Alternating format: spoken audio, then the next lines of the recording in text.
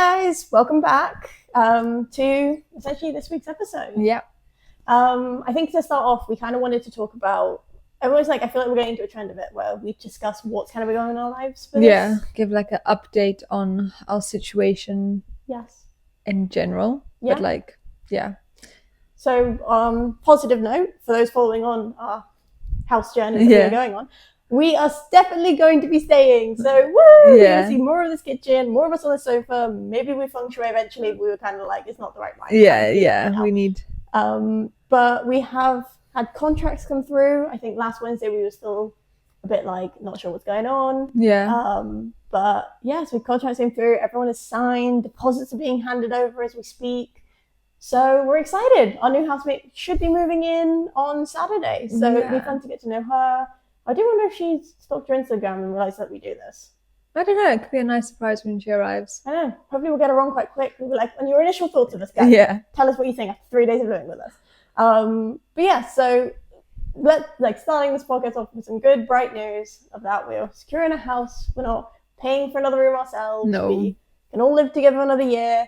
And everything is slowly and surely working itself out, which is good. Yeah. However, we have written off October. Yes, I've decided that my new year is starting on the 1st of November, and essentially just kind of cutting this month out of my life. I don't know. This month didn't exist. I'm sorry. The way this month has been, it's not even spooky season at this point. Like, I'm like, it's a fucked up season. I'm like, you know what?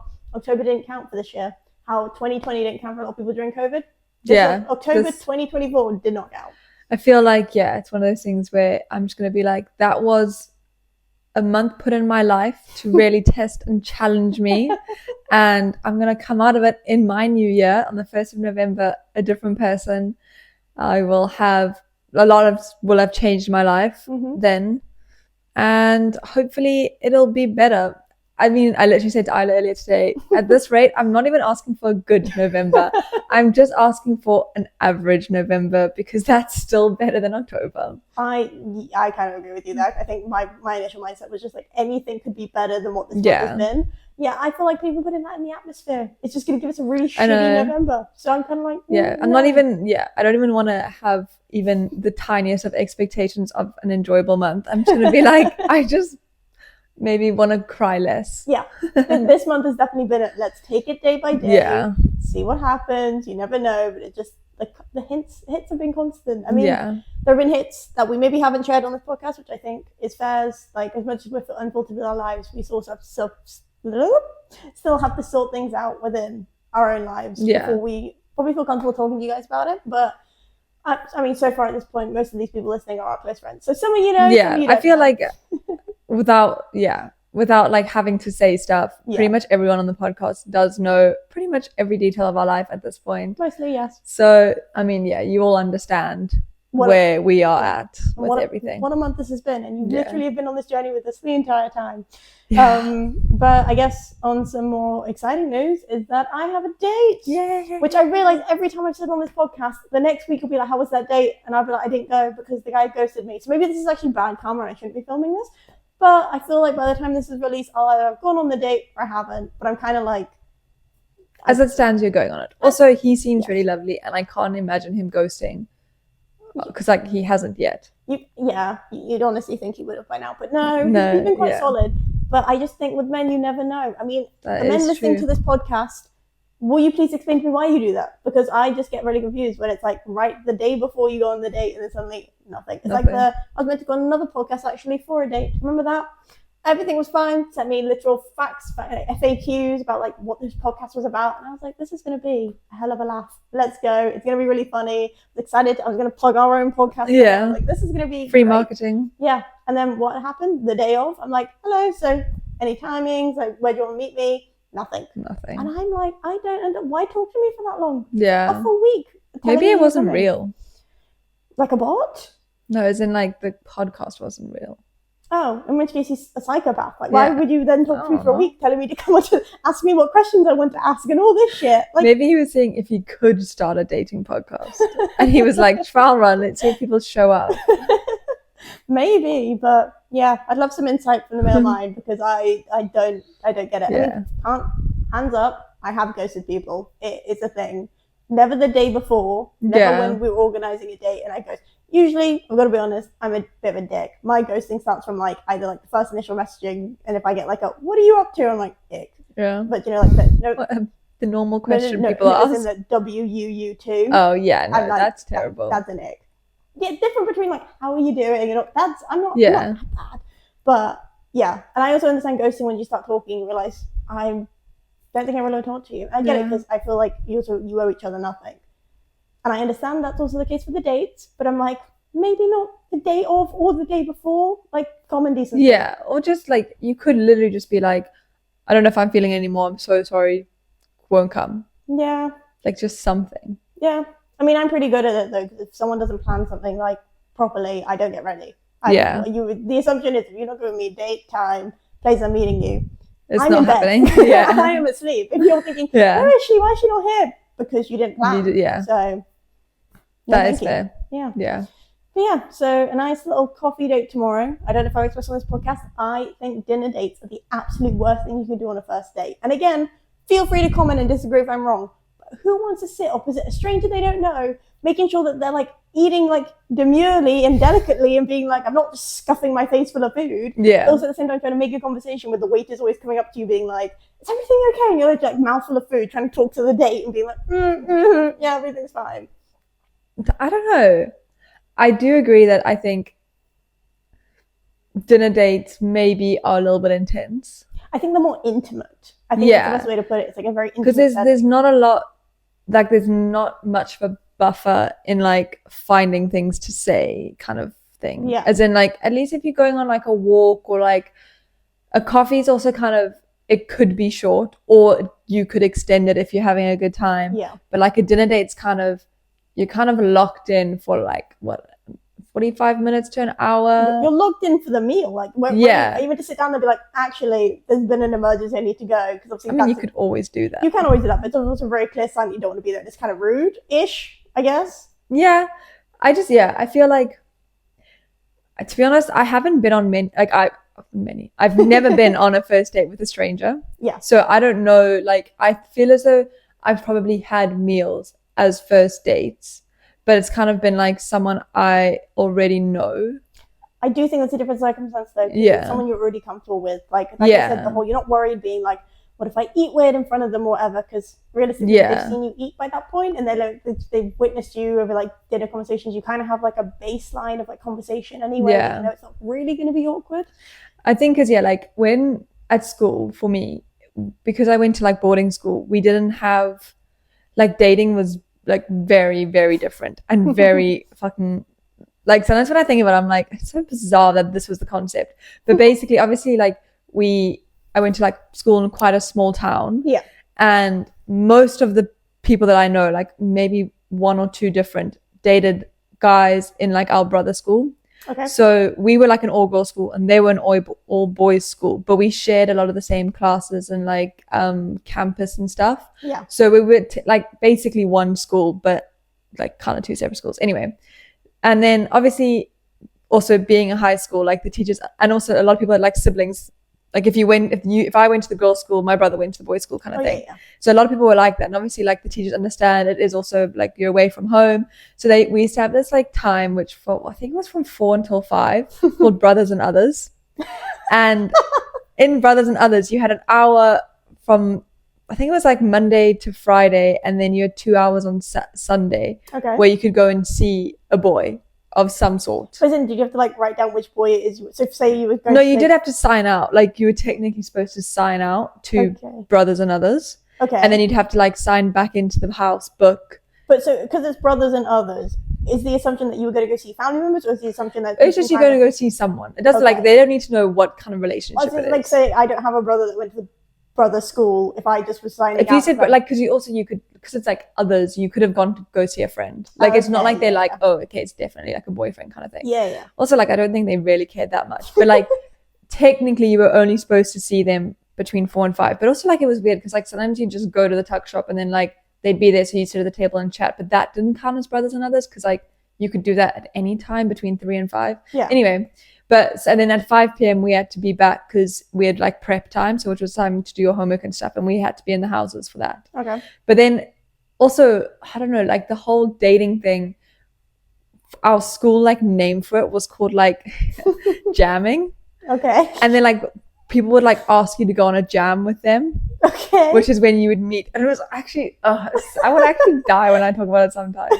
And it's like you would meet, so there was like a wall which separated our 2 campuses. Okay. And you would meet at the wall, and then like on like either side of the wall. Yeah, but then you'd like meet in the middle, and then you'd go somewhere on the camp, and you had to be on campus. Like also, obviously, you couldn't go like to like dark, dingy places because obviously they're trying to avoid like teenage pregnancy. But so you had to be like in a visible space, and like teachers would like patrol and stuff to like check that people were being appropriate. Yeah. So weird. And then like I remember like the first time when we were like young, like maybe like 13, like in first year of high school, and like the first time you'd go, like you'd be like nervous, so you'd like bring all your friends, and they'd bring all their friends, and like your friends would like drop you off, and then you'd like have to like awkwardly hug this other person and then go on this hour-long thing.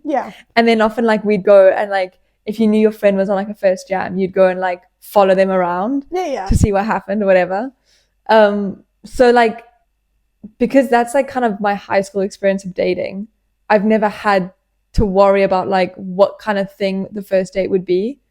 Because like the first jam would always be like walking around campus, and you'd go and sit somewhere and chat, you know?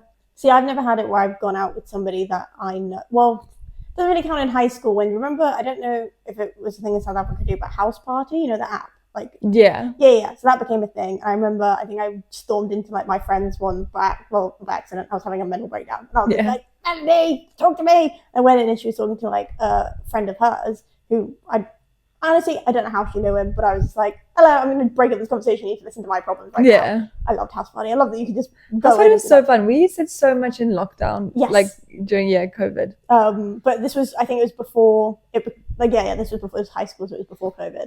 But honestly, I loved this. I stormed in, was like having basically a temper tantrum at Melody, being like, this is what's going on in my life, and I don't know what to do. And I forgot that he was there, and then we got to chatting too, and then didn't really ask me out, I guess. I think it was more like Instagram DMs here and there, and then like we met up and like walked around town for a little bit, and then he ended up having a hissy fit because we went to a bookshop, and I obviously was looking at the books, and he stormed outside. I was like, it was a very shitty day. I was like, no. But like also I was like 15. In my mind, like that wasn't my first date. That was just a weird hangout that I had. And then my friend walked up like an hour later and was like, what are you two up to? And I was like, nothing. He's literally nothing. I just would like want to go home, I'll be honest. So I don't count that as a date. That's probably my only experience with somebody, like going out with somebody that like knew somebody, if that makes sense. Like you had some sort of a connection with. Whereas every other date I've so far been on have always been like Hinge dates, essentially, like with strangers. And that is because none of my friends are any single Muslim men. Very handy of you guys. Like, please and thank you. Do you want to just find me a single Muslim man who's nice? Like, this is for all the followers now. Feel free to find me names forward. So because that's never been my like, I guess like the social circle as well. That I kind of was always on myself to go find these people and go on dates with them. And I think honestly, with each date, you do get a little bit more confident. Like the first one was absolutely nerve-wracking, but ended up being the best one out of all of them. I was saying this to you before, that like, I don't know if it's because it was the first one and it didn't go awkwardly that I would suddenly like this on this pedestal, but like, as much as dinner dates are bad, I remember when I first moved here, and in the first 2 weeks I was going on a date with a guy, and it was the Camden Market. Food markets. Whoever thinks a food market is a good idea for first date is the biggest bullshit alive. I would be absolutely fucking terrible, specifically at Camden Market on a first date, because when I've been there before, I've gotten so overstimulated and overwhelmed, and I've literally been like my whole body like shuts down, and I have to be like, you have to get me out of here like right now. Like I actually cannot be with all these people. And like it's like I get like almost like panicky, and I'm so overwhelmed. And I can remember going and then having to go for like an hour-long walk along the river because I was like, so if that was a first date, that would actually probably terrify any person. I'd just be like, I can't, it's too much. But see, weirdly, it wasn't that which terrified me. Like, I got out the station, like Camden's always a bit busy because it was like an after work thing. I was kind of like, it's not as busy as Camden is on the weekends. But then, like, it was absolutely fine chatting and walking. But the minute we sat down and I don't know how many of us have been to Camden markets, where they've got these, like, plastic, like, pod things you can sit in. The minute we sat down in that, I was like, get me out. I don't want to be here. Now we just sat awkwardly eating this random meal that he has picked because I just, like, there's too many options and I didn't know what to do. We couldn't get separate options because obviously it's a date and apparently you have to get the same thing. So we, like, sat awkwardly eating and having this really awkward conversation. I was like, get me out. And, like, I just think, I can't imagine anything worse. Like, I know I said dinner dates, but I tie it in with dinner dates - a food market. It's not a good vibe. Unless it's like maybe like a farmer's market. Well, that's something more you stroll through. Yeah, because you're not like, the intention isn't there to like sit, find a meal, sit and find somewhere. I think the general idea of sitting down, to have the date, is where maybe it gets like a little bit intense sometimes. Yeah.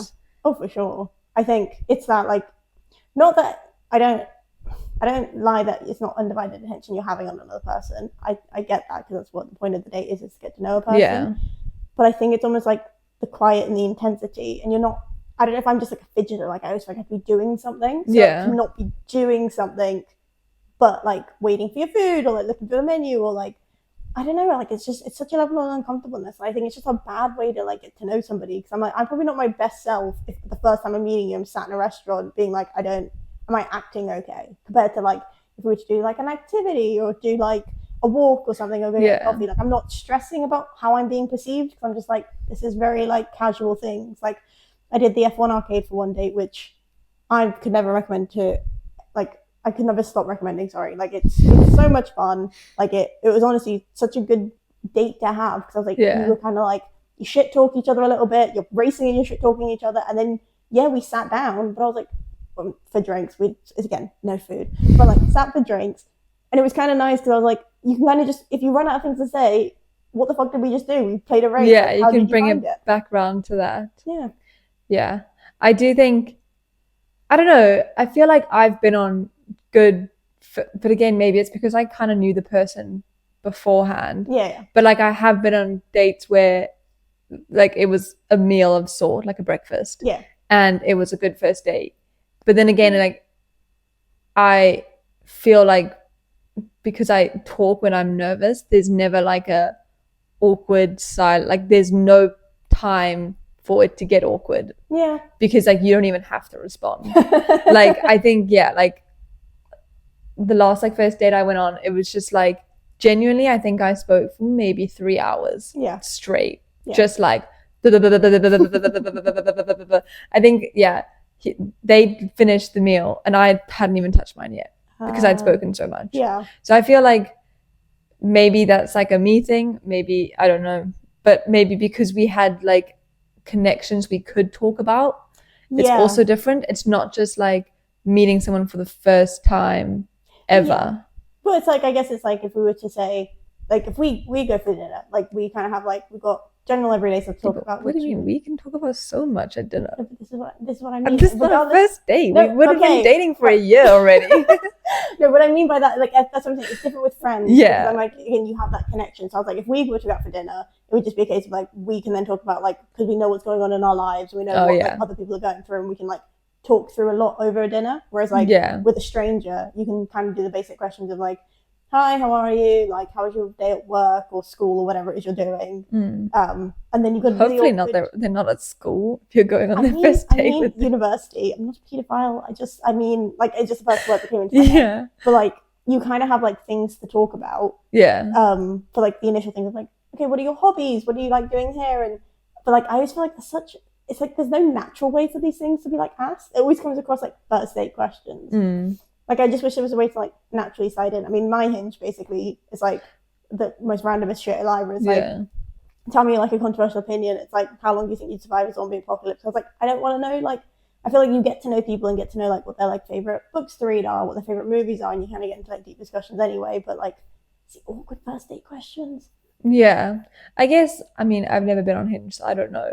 But like, do you not have conversations leading up to the date though? Like, surely you know some stuff that you can like. Oh, I meant to, and I don't know if this man is going to watch this. He knows this exists, so if he does, hello. I hope this date actually went ahead, and maybe this went really well, and I can talk about you next week too. Yeah. But at the same time, I'm like, I genuinely have a goldfish memory that even though it's all on Instagram where we've been chatting, I've forgotten all of our conversation up until maybe like the day before, unless I scroll through and like remember what I've said. Yeah. But I kind of like the idea of like, I liked it enough that we continued to talk, and then now let's meet in person. And yeah, I've forgotten everything we texted about. So maybe then tell me in person what it is you were saying, and I'd probably more likely to remember it more than like 2-3 weeks of like Instagram chats. That I've forgotten everything we've said. Yeah. I think for myself as well, I don't really have like, I'm not someone who like is secretive about my life. So maybe then in that sense, I'm like, I don't mind sitting and having a conversation with people like at dinner or breakfast or whatever, because it's like I will genuinely just like blurt my deepest darkest secrets out there. Like I don't have deepest darkest secrets because I'm just like, this is my life as it stands, like this is the whatever, like I will just tell people things. Like people don't even ask me questions about like to get to stuff, but I'll just be like, this is everything that I know about myself right now. This is literally my entire life story, start until this point right now. Now you can talk. Now you know everything. I'm just going to eat this while you process everything I've just said. So I feel like in that sense, I don't know, maybe it would be different. Like I said, maybe it would be different if I had never met this person. But I feel like, because even when I've been on like first dates where I don't necessarily know them that well, but we've had like maybe 2 weeks of talking and we've met up a couple of times in like a group scenario. And then this is the first time hanging out like one-on-one. But then I'm still just like, because I don't really know you still, I'll just be like, like literally just like word vomit my whole life story on a page and be like, I hope none of this terrified you, because sometimes I do feel like I overshare my life a little bit. I do overshare, but weirdly, like not with the dates that I'm going on, with like genuine strangers who like walk my path or like whatever reason we catch on a very chatty day. And somehow like. But maybe it's the like pressure of the date is like. Maybe I think it's like, I think in the back of my mind you're always running through being like, is this a red flag? Is this trauma dumping? What's like appropriate? What's not appropriate? Like I think there's so much extra thoughts that go into it. I'd say this in a way that I'm like, dinner dates should die. I'm like, it's on a dinner date, because if I'm walking, I'm kind of like you. If I'm doing something, I'm so like, I'm open. Like you want to know anything, you can just ask me. Or if I see something that reminds me of whatever, I'll just be like, this happened to me. This, and this. Like I'm very much open, except when I feel like anxious and I feel forced, in which case I'm like, I don't know what to say and everything feels really awkward. I get you. I don't know, maybe for me it's the setting. I mean, props and green flags to this man that he was like, what would you like to do? And I was like, anything but a dinner date, don't make me do this. So, and again, props, because we're going to go for a coffee after work, which is a bad time for a coffee anyway. But you get a hot chocolate. That is my plan. We're going to Blank Street. Never been, but I'm a bit worried because I don't think I'm going to like That's so fancy. They do very good matchas there. But if you get the flavored ones. I've never had non-flavored matchas. I don't know. But I have had matcha from Blank Street and it is very yum. Okay. So maybe that's when I go. It's easy, I guess, with the coffee shops. You kind of know what they're serving. So I'm like, well, you don't with a restaurant too. But then, like, you kind of know what the vibe is. Like, maybe we'll sit and have a drink. Maybe we'll walk with the drink. Like, either way, like I said, coffee dates can be elongated if it's going well, kept short if everyone's got things to do. But you kind of can get the vibe and work off that, really. But exciting stuff. I can't wait to hear about it. We'll see what happens. That's all I can say for it.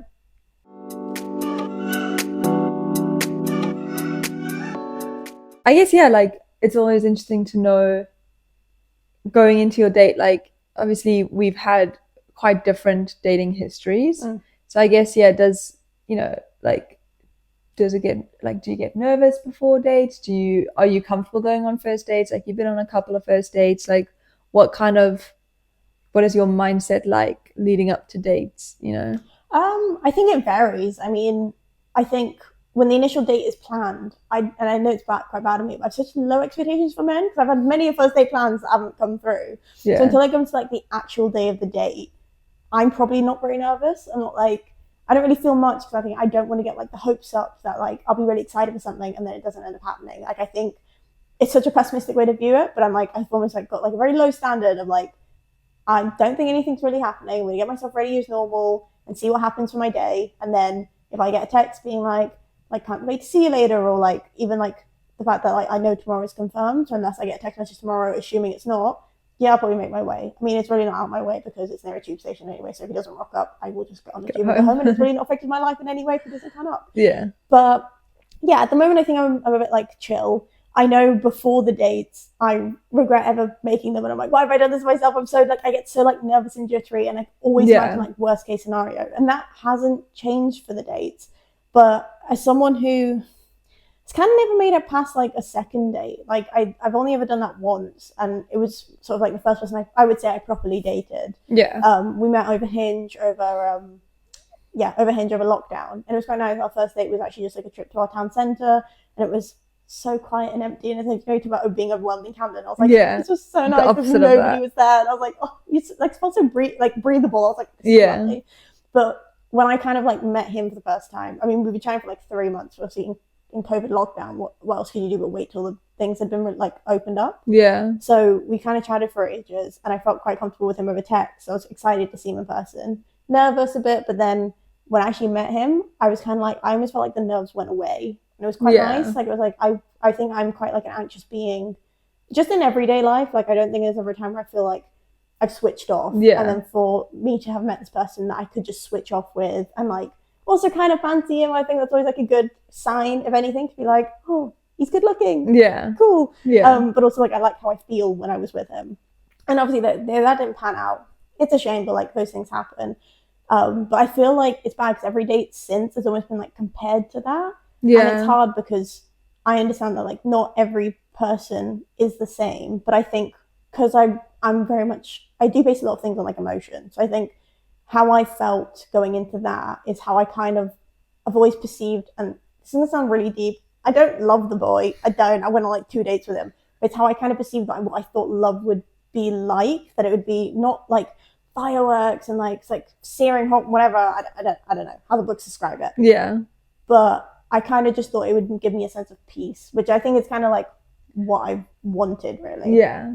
I think, I mean, yeah, we have spoken about this, but I think the way that I see it is that you're never gonna experience the same kind of love twice with anyone, even with the same person. Like, I think you can have a type of love with someone, you can leave that love and come back to it, and it's still going to be different. Like, you will never experience the same kind of love in the exact same way.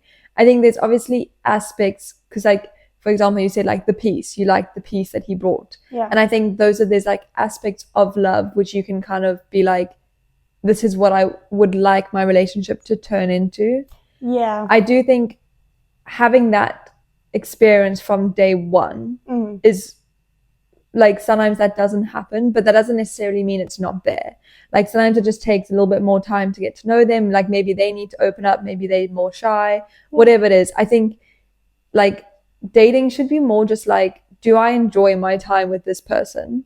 Yeah. And then if you do, you keep seeing them. And it's also like, we're young, like, you don't need to be exclusively dating one person from day one kind of thing. Like, I think, you try it out, like, you go on a couple of dates with them, maybe you go on a date with someone else, then you'd be like, oh, like, whatever. Like, I don't think it has to be a case of on day one I should have felt everything that I think love is, because I also do genuinely believe that no matter what you think love is, when you do feel it, it's going to be so different from what you think it is. Oh yeah, no, I think that's what I think. But like, not you personally, as in anyone. Yeah, no, of course. People in general. I think for me, that like, because like I said, that wasn't love. That was like me meeting a boy for the first time and actually going on like a proper date, and then being like, what I imagined it would be was like the movies or like TV, where it's like, okay, if I really like him, it's going to be like butterflies, I'm going to be nervous, and I'm going to be all like, ooh. It's like what ended up happening was like I met him and I felt so like myself, and that was like such a lovely feeling that I was like,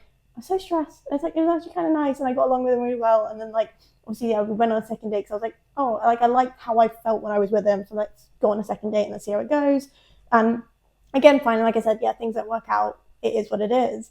But I think part of me is like, almost like chasing that feeling again. I'm like, I'd love to just meet somebody that I could then just feel like, the sense of peace is back. And I know you're right. Like, it's not I would say it's probably an aspect of what I would want love to be. Because I think I worded it wrong before. Again, didn't love him. It was 2 dates. It was more just the case of like it kind of like, it threw me for a bit because like what I thought like fancying someone and going on, like wanting to go on a second date. Yeah. I thought the feelings I would have weren't the ones I actually did. Yeah. So I don't know whether or not, like you said, because every person is different. So I think when I meet every single person on like that first date territory, it's weird for me to then kind of not, if I don't feel that, to like want to pursue it further. But like I think you're right, like instead of just having this like in my mind in a box, almost being like, if I don't feel this on a date, if this doesn't happen, if this doesn't happen, like mine is about that you can obviously have like green and red flags. I mean, I've been on like what, four or 5 dates since being in London.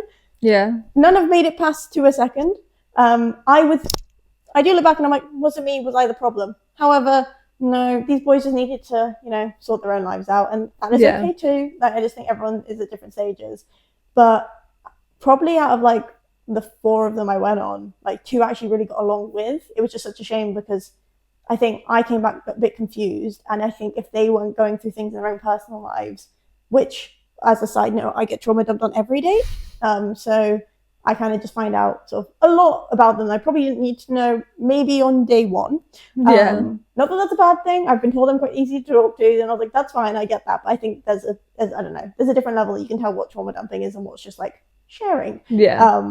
But I think if those 2 maybe hadn't gone the way they had done, as in like they were easy to talk to and it was quite chill, but certain factors for me are like either set red flags or like I did need clarity the next day when I was talking to you about one of them and you were like, no, that's very weird and they shouldn't have done that. So I think, I don't know, like maybe I am getting better with the more experience I have with first dates, and maybe I am opening myself up more to the possibility of like, if I do get on with you, and maybe there's not a set criteria that I'm like I have to feel a certain way, more so don't just give me any really bad red flags on the first date, and then I probably would then be more inclined to then be like, yes, let's go on a second. But then honestly, after that second date, I don't know what I'm doing. Like I think, and that's kind of a scary process, and I don't know if I then self-sabotage a little bit.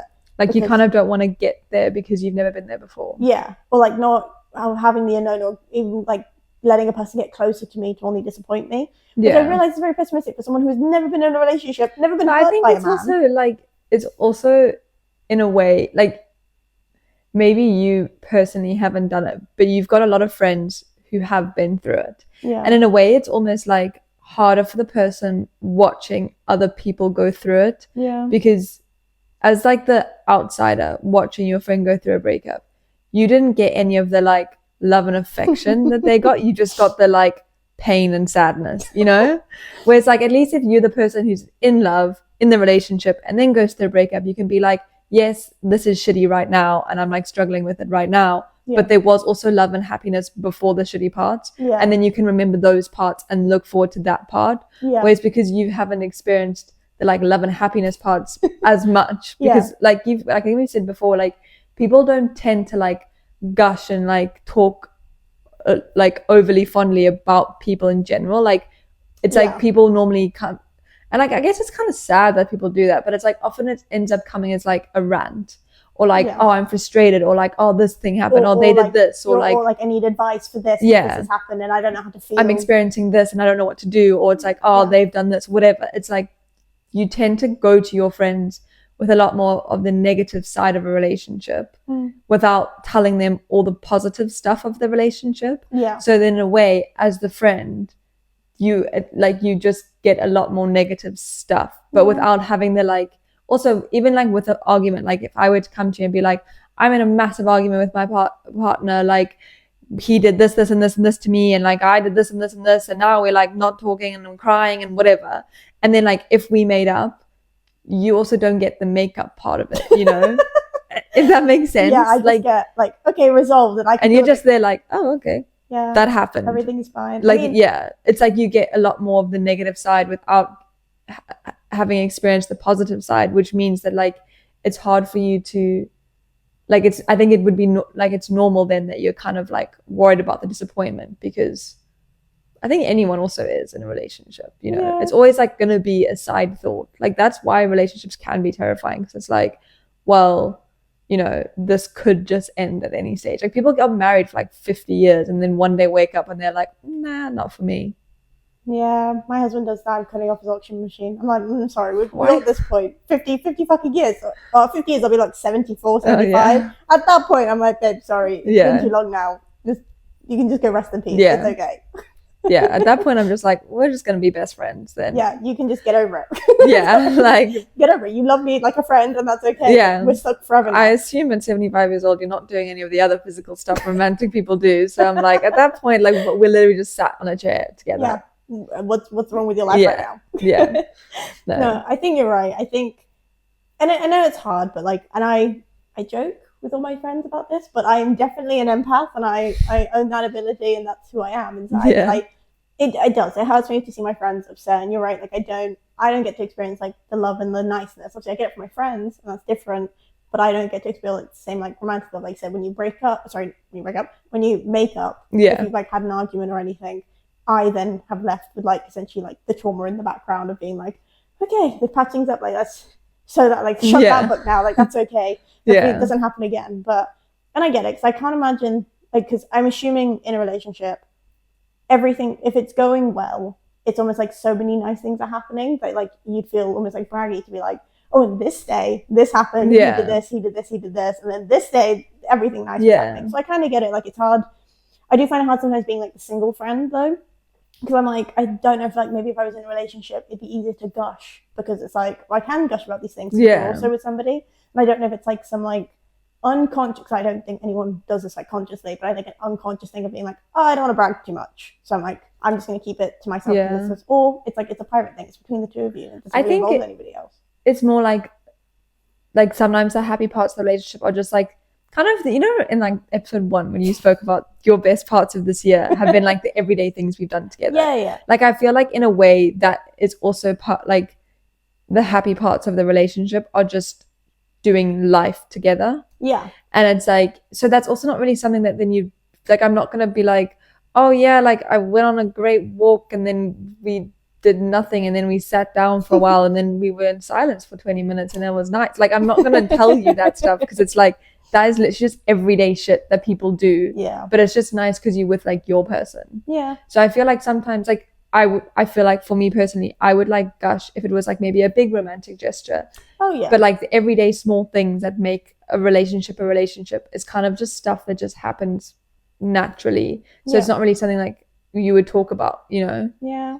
I mean, I think I've said this to you as well. It's like the fear of I've been single all my life, and part of me does worry that like when I'm going on these dates, I'm like, oh, previous relationships, and I'm like, I haven't been on any. But I haven't been on any. I haven't had any. Yeah. Mainly because the way I was, like, especially being of like an Asian household, this is very stereotypical in the sense of like any household could have been the same way.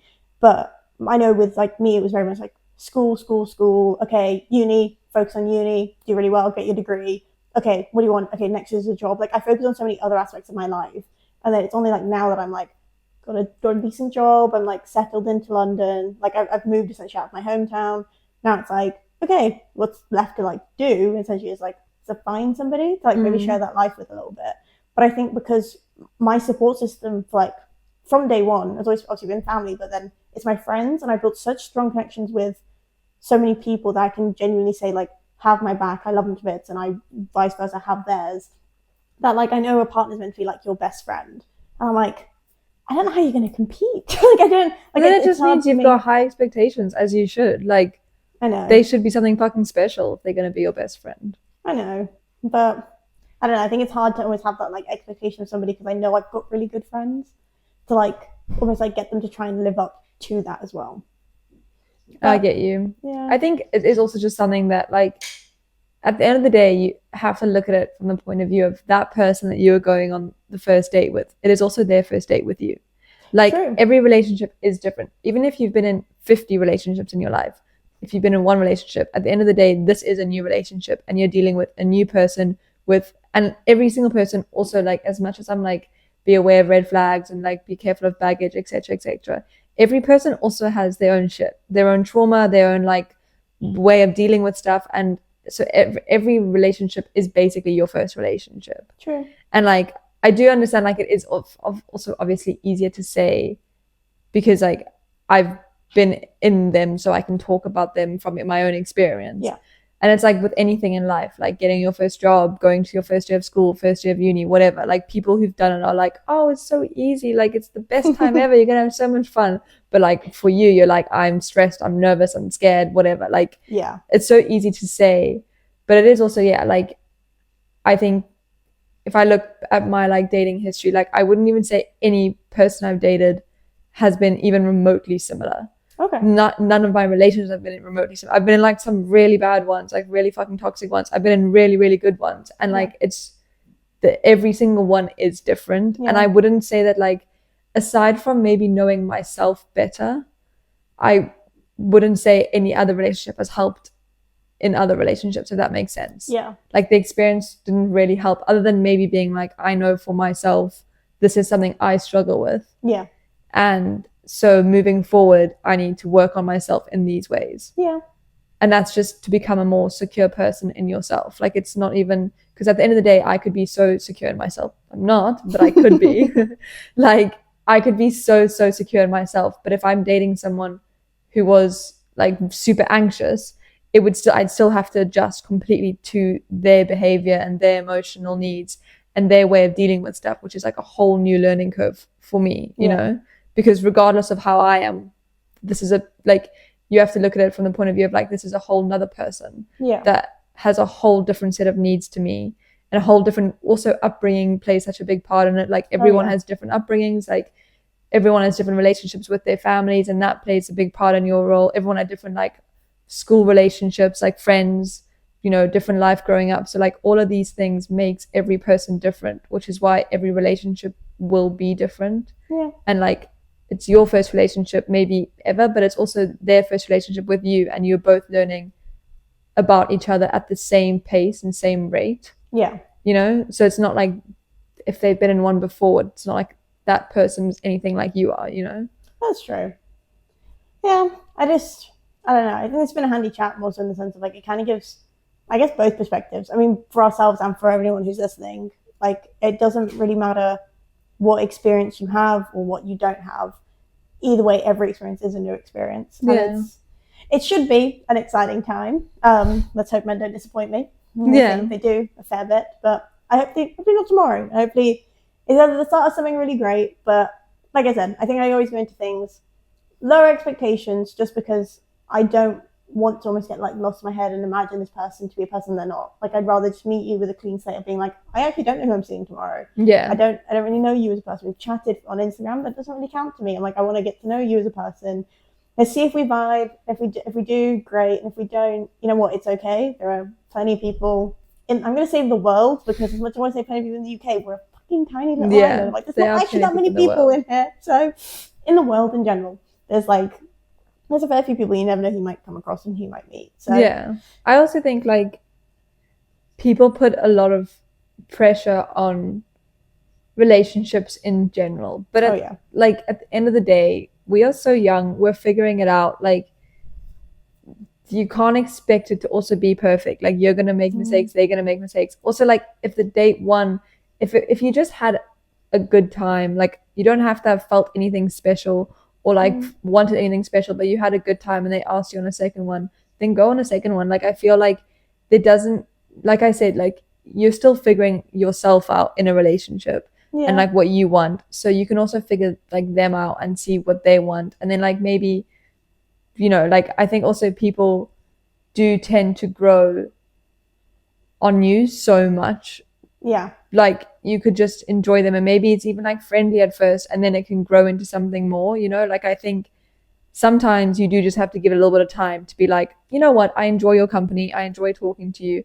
Maybe there's not the biggest romance in the air right now, but like we can also go on a couple of dates, get to know each other a little bit more, and then maybe it'll come, and maybe in 2 months time it hasn't come, and in that case you can be like, look, I feel like, or even longer than 2 months, like dating when you're like busy with work, you could go on like maybe one date every 3 weeks because you're busy. Like, you know, it takes time for these things to grow.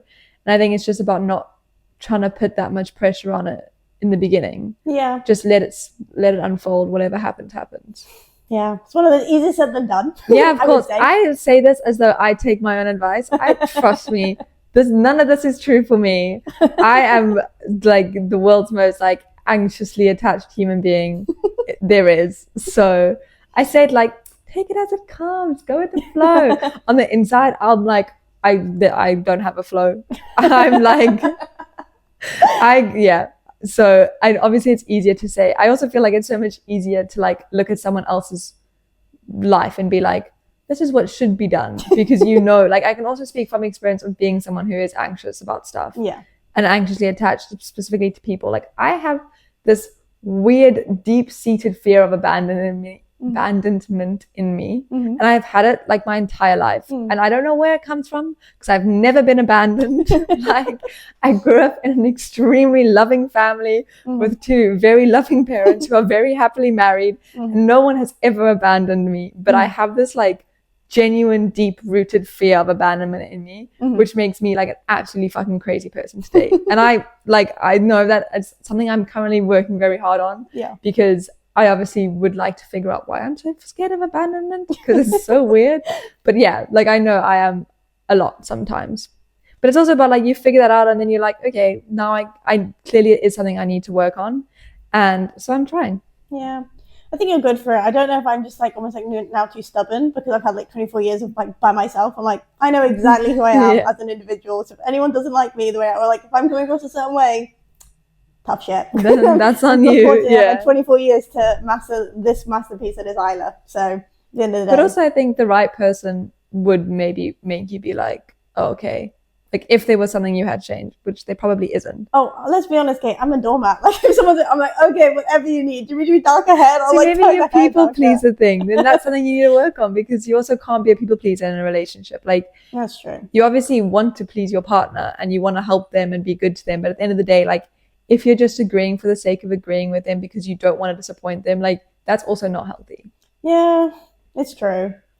I mean, we've very much stemmed past first date territory here. So we'll see how it goes tomorrow without me overthinking. I think he sounds very lovely. Yeah. I'm very excited for it. Thank you. I think you're going to have a good time. And he seems really sweet. Also, like, I feel as though he also has somewhat of an idea of what's going on in our lives that, like, at least he can, like, check in and like, that's a talking point. Yeah. Like, green flag ways. We actually matched a couple of weeks ago, but as we've said on this podcast, we were dealing with a lot going on. So I kind of made the executive decision to be like, I'm so sorry. I don't think I can meet up with you for a coffee. Yeah. If I meet you right now, I'll either trauma dump on you or just burst into tears. So I was like, maybe it's just best we don't. And so low my expectations are for men that I just thought he'd be like, cool, text me when you're next free. Carried on talking to me throughout the whole like process we were going through. Like it was just kind of just like he was also there for you in like some ways. Yeah, like a nice like sort of like I was like outside the situation kind of person who kind of wasn't a factor into anything. He was just kind of like there, and like it was that's like it was like someone to distract me as well, which is quite nice. So when everything finally got sorted, I was like, you know what, I do owe this man a coffee. We should go. I'm excited. I can't wait. Maybe I'll come. And Kid will be behind the scenes. She'll be filming for the podcast. Like, it's him, guys. Yeah, our own version of a jam. Yeah. Everyone should go on a jam once in their lives. It's great fun. I remember when I broke up with the first person I jammed with, and we also had this weird rule at school that was like on the third jam was when you'd have like a kiss. And this was on the third jam. And I remember being absolutely fucking terrified that this boy was going to kiss me, because I really, really, really, with all my being, did not want to kiss him. And I was like, I have to end things before. But I was so nervous that I brought my best friend with me to do it. So it was so awkward. We met up and she was there and he was like, what's she doing there? And I'm like, oh, like she was just like, hey. And he was like, what's going on? And then I was like, oh yeah, I'm gonna break up with you now. And then he was like, what? And then I was like, yeah, I'm so sorry. And then I was also, I don't know, maybe this makes me a bitch, but then I found the whole situation so funny that I was just laughing the entire time. I feel very guilty about that sometimes. I mean, you were young. It's not like you've done this right now. I was like 13. Yeah. So I think you're okay, and I think he probably understands that at the time. Like, also, even if you didn't find it funny, it could have just been awkward laughing and being like, yeah, I should be turning around and like bursting out laughing. And my like best friend and I were walking back to like our house, and we were like in hysterics because we thought it was so funny. Also, all my other like dorm mates were watching out of our window because it was happening like right in front of our window, because also didn't want to go like too far away, because I was like, I want to be able to just run away and back into the house. So they were all watching, so they also all burst out laughing. This poor boy. Oh, but I think he's okay you now. also can't control anyone else's emotions. I do kind of feel bad for the boy now that you said that the whole house was watching. Yeah, imagine there was like maybe like 16 girls. Oh, that poor 13-year-old boy. I mean, but to be fair, I mean, at the good big old age of like 22, I went on a date back home and like chill vibes. I was like, not really like, I didn't give any signal off that I fancied him. I was like, you know what, this is not going to work. So I was like, you know what, you've got some shopping to do. We're in town centre, and I was like, I'm going to walk home. He was like, oh, let me walk you. I was like, no need. Please do not. Yeah, I can. You've shop's right there that you need to go to. Honestly, I can go to. He starts walking me halfway, and I was like, seriously, don't walk me home. Not being like, it's broad daylight. I'm gonna be okay. I can get home myself. And he like stops me, and I'm like, okay, like seriously, you should go. I'm going to go home. And he was like, okay, well, and he was like, goes to give me a hug, and I was like, yeah, okay, lovely to meet you. And come on, we're at a public park, so this isn't even like it's quite empty. There's like children, families, there's a bunch of people around. He gives me a hug, and he's like, lovely to meet you. And I was like, yeah, no, nice to meet you too. And I leaned back, but he still keeps his arm over my shoulder, and he's like, kiss. And I was like, no. He said it like that? He said, I was like, oh, no. No. And so I like patted him on the back, removed his arm from my shoulder, and I was like, good luck to you, goodbye. And I like walked off. But I don't think I was far enough away that I literally called my best friend, and I was literally like, so that's just happened. And she was like, sorry, you patted him on the back. And I was like, yeah. To be fair, if he pulls out and goes like, kiss, I'd also be like, no. I know a few of my friends that would have been like, I think I would have just got really anxious, like got really like shocked, and then probably ended up having to kiss him. And I was like, yeah, not me. I was like, get the fuck off me, please. I would be like, no. Yeah. That's so awkward. Yeah. But also I'm like, I don't feel bad for that. I mean, like I say humiliation. We were like 22. I'm also like, you chose to do this in the park. I was like, you. Yeah. Get off me, please. No. Sometimes I'm like, what are people thinking? I guess it's just how it like comes across in like, do you know, like movies and films and TV? It's like, I'm like, in those shows, you never see anyone like either like, I don't know, asking for permission. So now it's become a thing of like people need to like check in and ask. Yeah, I think it's different if you're asking like, even just being like, I really want to kiss you. Can I kiss you? Yeah. Like sometimes I do think, like for me personally, people asking puts me off, because I'm more like, I'd rather they like took control of a situation. Yeah. So it's like, stop asking me so many fucking questions. Like just do it. And like if I don't want it to happen, it won't happen. Like if you just lent in and I was like, no, I'm not going to just kiss you because I'm like, I don't know what to do. I guess I think, and I could be wrong, but I think men probably get scared of putting themselves out there. That's so fair. I'm very glad that is not my role in society. No, I agree. I would absolutely hate to be the person that has to ask people out or like ask people to do stuff. Yeah. No. I'm very happy not having to be that person. I'm quite comfortable with my gender roles right now, Caitlin. Yeah. And we say this as feminists, but also quite comfortable where I am. Yeah. In this no. I don't want to be that person. That's terrifying. Yeah. Like that is one thing that I'm like hats off to the men of the world that do that in polite, consensual ways as well. You can also be a fucking dickhead when it comes to asking girls out. Yeah. And like sometimes people are so creepy about it and it's weird. But I'm like, you know, like the boys that are actually out there like politely, kindly asking you out and then also taking rejection kindly. I was about to say, I was like, it's how they react to it. Yeah. It's when if you say like no, or like I'm sorry, I'm seeing somebody, if like they go, oh no worries, it's absolutely fine, and they walk away. I'm like, genuinely, yeah. And I'm like, that takes so much confidence and also so much like self-security in just being like, alrighty, and leaving. Yeah, rather than like I'd probably be like, you stupid ugly bitch, like I don't fancy you anyway, and you're like, well, I don't understand why you needed to say that, but okay, bye then. I don't know. Men are strange creatures. Men are strange creatures. I genuinely, I think they need to get more creds for being weird, because I think women get it a lot, but I'm like, I don't know. I think men just have like this extra like casket of confidence inside that. I don't know if casket's the right word. That sounds weird. But like of confidence? Yeah, like there's just like this extra level of confidence in them that like they like pull on for these things, and then you're like, oh, fair play, like that's pretty good from you. And I'm always like, sometimes I wish I had that. Maybe it's like they just have less cares, or I don't know, society's kinder to them, probably. I'm good with that one. That is definitely it's a kind of thing. It's just like, oh, like I feel like there's sometimes when like someone will do something, they're like, oh, but he's just a boy, and I'm like, no, that's not the right response. Anyway, do love men, but sometimes they have their moments. Yeah. They can be good fun. Yeah. But sometimes they can be like, I don't understand you. Yeah. And they're like, women are so complicated. We never know what you're thinking. And I'm like, women are so fucking obvious, because like I can guarantee you that a woman is either like crying or angry or happy, and like you can tell if she's one of those things. Like, oh yeah, like even when they're like, oh, when a woman says she's fine, she's not fine. I was like, because usually if I'm being like, I'm fine, clearly I'm not fucking fine. If I'm like, no, genuinely I'm fine, then you're like, yeah, clearly I'm fine. Like, I'm sorry, can you not hear tone of voice? Because I'm like, if someone's saying to you in a certain way, you can kind of see that I'm fine. Like, yeah, I'm crying. You're right. We would have like 3 fucking emotions. It's like happy, anger, sad, and like kind of like those like the core 3. And it's like you can tell as well, like from that. Whereas like I feel like men are just genuinely always fine, that you're like, I can't tell.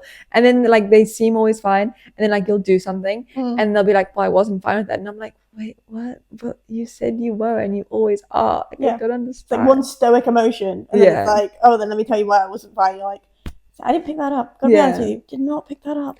I remember there was this one guy, one of my like friends at school, and I like had a thing with his brother, which sounds really bad, but it was like not even a thing. I don't even think it like came to fruition. Was it another jam? No, it wasn't a jam. It was kind of after school, before I went to uni and stuff. But then like I like spoke to him about it first, because I was like, we are friends. I don't want to disrespect the friendship by going behind your back. And like Jenny like literally asked him about it, to be like, I don't want to ruin our friendship. This is what's happened. What are your thoughts? And he was like, why are you talking to me about this? It's fucking weird. Why would I care? Yeah. And I was like, okay, cool. So we're still mates? And he was like, yeah, of course. So then I like acted on it, and then he got so mad at me, and I was like, I don't understand. Why would you not just tell me? And then when I tell like my guy friends about that, and they're like, yeah, but obviously he wasn't okay with it. And I'm like, then don't say you're okay with it. How was I meant to pick that up if he genuinely was going to be like, stop talking about it, it's kind of weird, you do you. Yeah, like he was literally like, why would I care? I just don't want to hear about your sex life. And I'm like, yeah, okay. Yeah. But also like, then don't say you don't care, but you do care. Yeah. Like, I don't understand. Just tell me how you feel. Yeah. Like, because also, if he'd been like, no, I think it's a bit weird messing like friendship up with my sibling, I'd be like, yeah, that's so fair, because it is really weird. Yeah. So just say that. Yeah. I don't understand.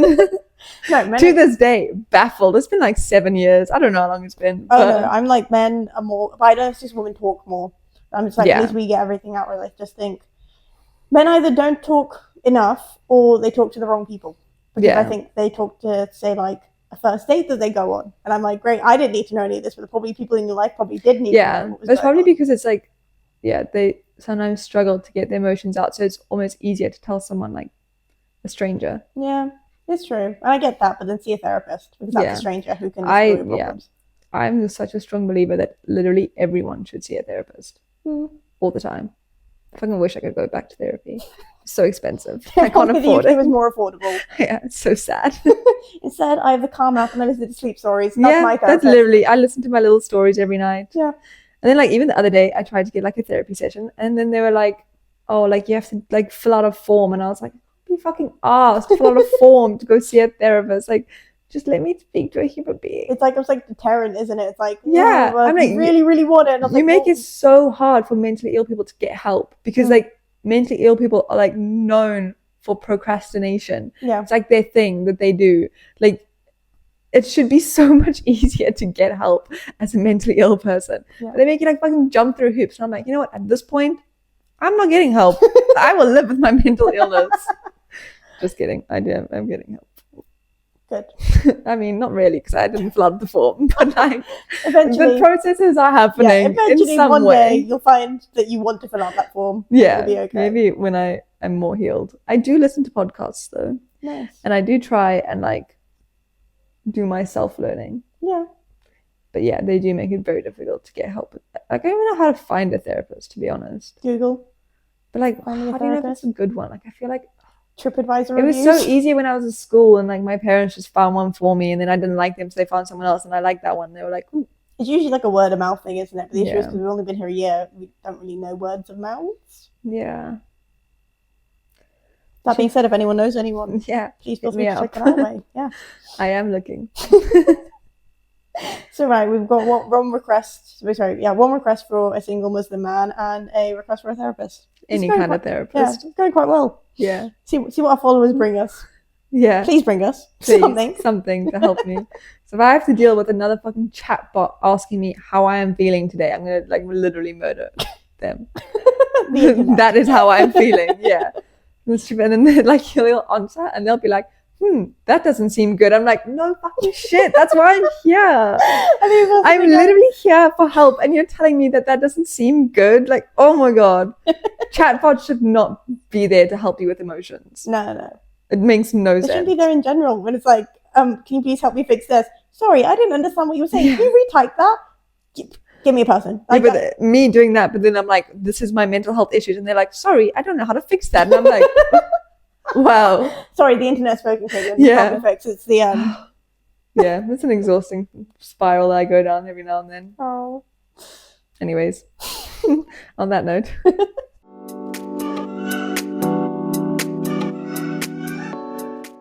I feel like on that note, we're going to end tonight's episode off.